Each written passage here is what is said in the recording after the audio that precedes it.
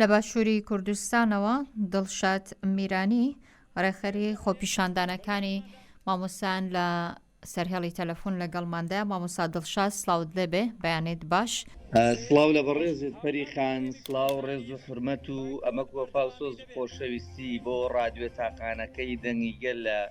ئەوروپا و تاراوگە کە بۆتە جێسەکۆی هەموو لایەکمان. سلااو و حرمەت بۆ گوێگرانی و ڕادیۆ نازدارە. سپاس دەکەین مامۆستا. مامۆستا پێمان بڵێ ئێوە دوێنێ لە کۆنگرێکی ڕۆژنامەوانیدا چەند خاڵێکتان خستۆتە ڕوو و باسان لەوە کردووە کە خۆپیشاندانەکان بەردەوام دەبێ و ئاراستەی خۆپیشاندانەکانیش بڕیارە بگۆڕێت. دەمێت لەسەرەمە بزانێکم بۆ چێن بڕیارەتان داوە بۆ ئاراستەی خۆپیشاندانەکانتان بۆ گۆڕەپانی تەحریرە بن؟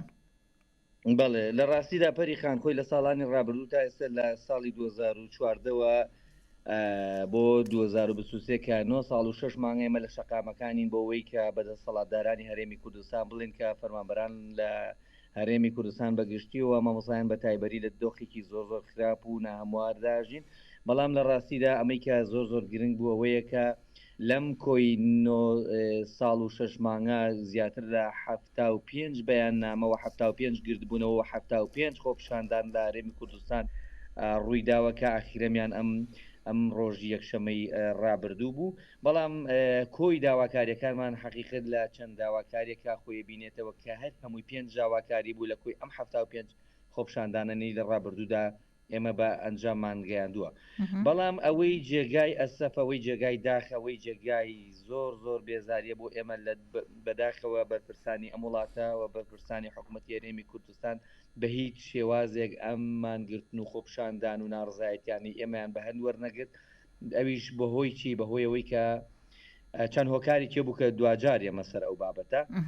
ئەو خاڵانی کە زۆر داواکراو بوون لەلایەن خۆپیشاندەرانەوە. ئەوە یەکەم پاراستنی شکۆی تاگ لەم هەرێمە، چکە ئەوەت بیر نەچێ پەریخان لە هەرێمی کوردستان بەداخەوە تاک شکۆی شکێنراوە، تاک شکۆی لە ژێر پرسیارایەوە ناتوانێت بەپێی ئەوەی کە هەیە وەک ئینسان ممارەسەی ئینسانبوونی خۆی بکاوە لە ژێر ئەشکەنجە و یعنی تا ڕادەیەک ئەتوانین بڵێن ئەسکرتاریەت بەداخەوە لە وڵاتە پەیڕەوەکە. یەکێتر لەو داواکاریانی کە چەند ساڵی ڕابردوو ئەمە هەمان بووە بە پێدانی موچەکانمان بووە لە کاتی خۆیداکە بەداخەوە ئەمەش لە کۆی ئەم 9 ساڵە بۆ ماوەی 3 ساڵ بۆ ماوەی 38 موچە لە هەرێمی کوردستان 38 موچە نەدراوە کە من پێم وایە لە تەواوی دنیاوە لە هیچ نەتەوەی ناتوانێت لە سەرانسەری دنیا موچە خۆرەکانی ئەوە ناخۆ ڕاگر بن کە 38 موچە وەرنەگرن، بەڵام هەر بەردەوام بن لەسەر ممارەسەی ئەو کارانەی کە خۆیان ئەیکەن. بۆیە ئەمە وێنەیەکی تری پیشانی موچە خۆران لە هەرێمی کوردستان فەرمانبەران لە هەرێمی کوردستان ناکە. دیارە حکوومەتی هەرێمی کوردستان ئەمانە بە هەند وەرناگرێ، بۆیە ئیتر بە حکوومەتی وت نەخێر، بە حکوومەتی وت ناچینە ژێرباری هەموو ئەو ئەرکانی کە لە ڕابردوودا بە ئێمە سەپاندووە. بۆیە ئەمڕۆ 48 ڕۆژە بایکۆتی هەموو پرۆسەی خوێندن لە پارێزەکانی سلێمانی هەڵەبجە وەیدارەکانی گەرمیان و ڕاپەڕین لەم سنوورانەوە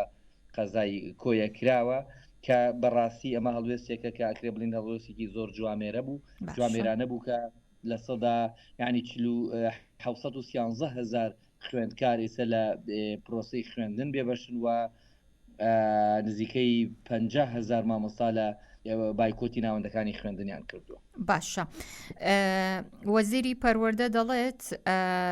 موچە و شایستەدارایەکانی مامۆستایان لە ئەستۆی بەغدا پێتان وایە بە گۆڕینی ئاراستەی خۆپیشاندانەکان بۆ گۆڕەپانی تەحریر وەڵامێکتان بدرێتەوە بایکۆت بشکێنن یاخود نا؟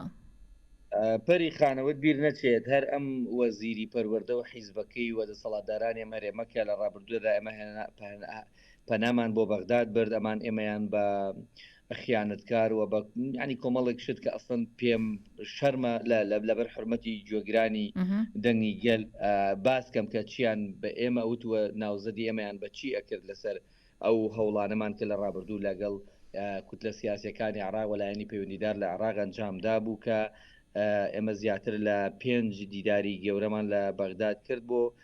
بەدەستێنانی مافەکانمان، بەڵام بەداخەوە لێرەوە حیزبی دەسەڵات بە تایبەتی زۆر دژایەتی کردین و تەخوینیان کردین و تەنانەت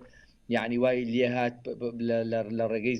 پەیجە سێبەرەکانیان بابەتی ئەخلاقی و خێزانی و دار و بەرد یعنی ئەوەی تۆمەت و هین بوو بۆ ئێمان هەڵبەست بە کافر ئێمەیان لە قەڵەما کە پەنامان بۆ بەغایەناوە بەڵام ئێستا کە داوامان لە خۆیان کردووە وتیان حەقیەوە لای بەغا ینی دوو فاقیکردن لە سیاست لە وڵاتە بەداخەوە وای کردووە کە هەموو شتەکانی نابەجێوە ناڕوون کردووە بەڵام ئەوەی کە جێگای خۆشحاڵی ئەوەیە کە لە هەرێمی کوردستان خەڵکەکەی زۆر بەباشی لە دەسەڵات تێگەشتەوە زۆر بەباشی لە حیزبەکان تێگەشتون وازانن چیەکەن وازانن چۆن بڕیارەیەن وازان چۆن یەکگرتووی خۆیان پارێزن وازان داواکاریەکانیان چۆن بکەن کە ئەمە بەداخەوە لە ساڵانی ڕابردوو بوونی نەبوو ئەوەی شت بیر نەچێ پەریخان لە هەڵبژاردنە یەک لە دوای یەکانە ئەمەد بۆ دەرەکەوێکە بەڕاستی کورد هۆشیار بۆتەوە بە تایبەتی لە باشوور بەواتای کەلیمە سزای ئەو بەرپرسانەوە دەسەڵاتدارانیان ناوە بڕۆ سێرچێک بەسەر ئەو دەنگانە بکە کە پێشتر هێناویانەوە مەرحەلە بزانە ئێستا لە کۆتایی و لە زۆر لە سفرەوە نزیک بوونەتەوە ڕێژەی کورسیەکانیان کە پێگەی جەماوەریان لەبەر ئەم هەڵوێستانیان لە دەزیاوە مامۆستا زانی خۆ با قسێ بکەین جەنابەت چەند جارە باسیەوە کێڵی کورد هۆشیار بۆتەوە بەقەدەر و هۆشیاری کە جەنابەت باسیەکەی ئەبوو ئێستا جگەر لە دەنگی ناڕەزایی مامۆستایان کۆی گشتی فەرمانبەران ئێستا لەسەر جادە بوونا بۆ داوای حەقی مافی خوان کۆی گشتی ئەو شارانەی دیکەی کە مام خۆ بەقەدەر سلێمانی لە هەولێر و دوهۆک و ئەم شارانە ژیانی مامۆستا هەیە کە بێموچێ ئەوان بۆ نایانە سەر شەقام پەریخان حەزەکەم ئەمەد بۆ باسکەم چکە من لە ناواقعەکەم ئێستا خۆپشاندانەکان و ناڕزایەتیەکان لە مامۆسایان دەرچووە ئەوەی کە ئەبینرێ ئێستا مامۆسایانن فەرمانبەرانن خوێندکارانن خوێندنی باڵایە شارەوانیە کارەبایە هەموو ئەمانە ئێستا لە ڕیزی خۆپشاندەرانن بەسەر مامۆستا بینین لەسەر شەقام ئێمە مامۆستا ڕابەرایەتیانەکات ئەنا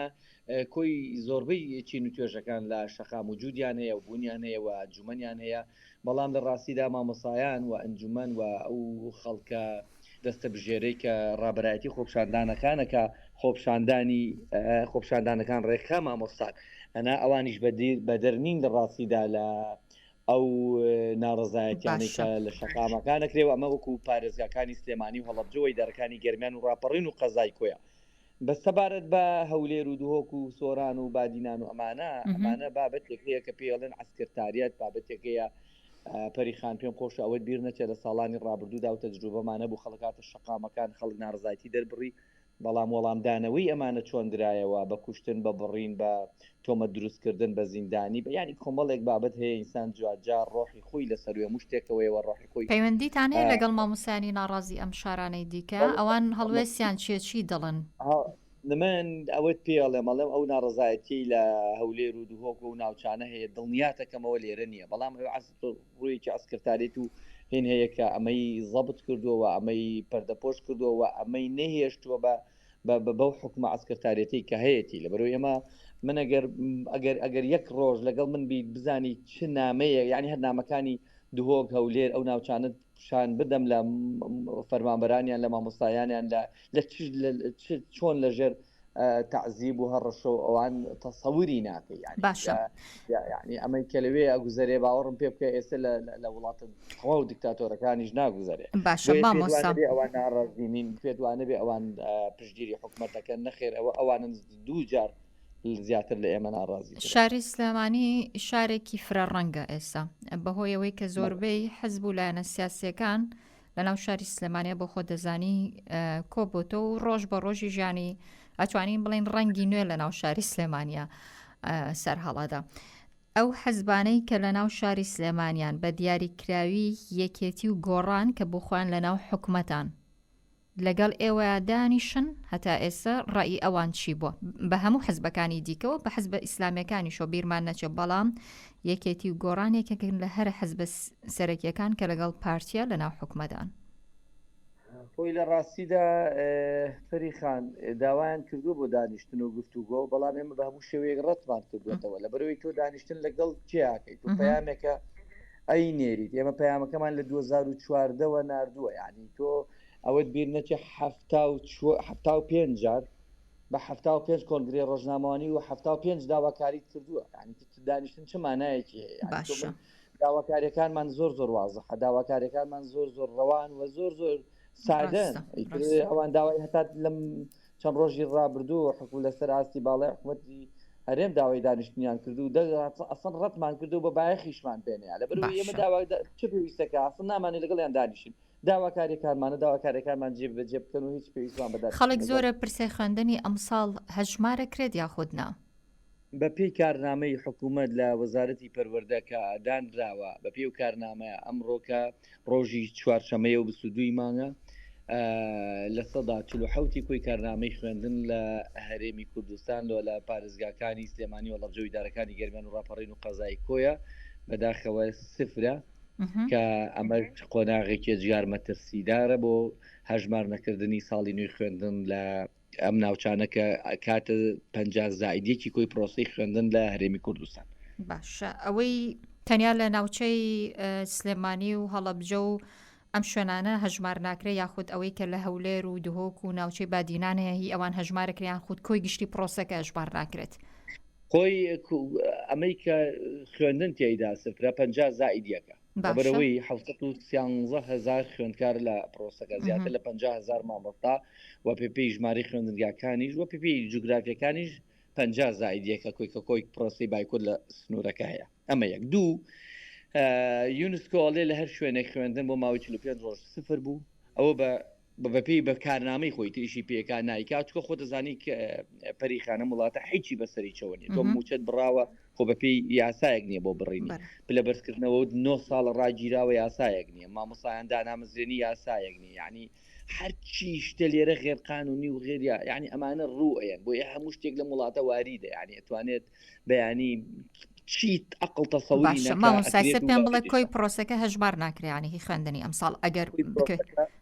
بەڵێ کۆی پرۆسەکە هەژمار باشە بە کورتی پێم بڵێ مامۆستا زۆر داوای لە بردنەکەم لە بەرۆی کاتەکەم زۆر کەم ماوە بە کورتی پێم بڵێ بە دیاریکراوی ئەو خاڵانەی کە پێویستە بۆ مامۆستان جێبەجێ بکرێ چی و چین من لە چەند خاڵێکا زۆر بە کورتی بۆت کورتەکەمەوە یەکەم پاراستنی شکۆی تاک بە گشتی مامۆسایان بە تایبەتی دووەم لە بەرزکردنەوە کە لە ساڵی 2009 ڕاگیراوە یعنی 9 ساڵ و 6 مانگە لە بەرزکردنەوە کە ئەمە بۆ جۆرێک لە جۆرەکان لە سەدا بسوویەکی کۆی ئەو موچەیەت هەیە ناڕاستەخۆ لەگەڵ ئەو پەڕی ڕێز و حرمەتم بۆ گوێگرانی تۆ لێت ئەدزێت لە بۆی 9 ساڵ و 6 مانگە ڕاگیراوە دووەم پێدانی موچە لە کاتی خۆیان کە ئەمە زۆر گرنگە یعنی سێم دامەزرانی مامۆسایانی وانەبێژ کە بوونەتە کۆڵەکەی کێجگار ئەساسی لە پرۆسی پەروەردە لە هەرێمی کوردستاندا. دنیایەک سوپاس دڵشاد میرانی ڕێکخەری خۆپیشاندانەکانی مامۆسایانی ناڕازی لە سلێمانی سوپاس بۆی کە ئەمڕۆ میوانی ڕادەی دەنگی گەلبی ڕۆژێکی خۆشتان هەبێت. زۆر سوپاس بۆ ئێوە سوپاس بۆ جێگورانی بەڕێستان.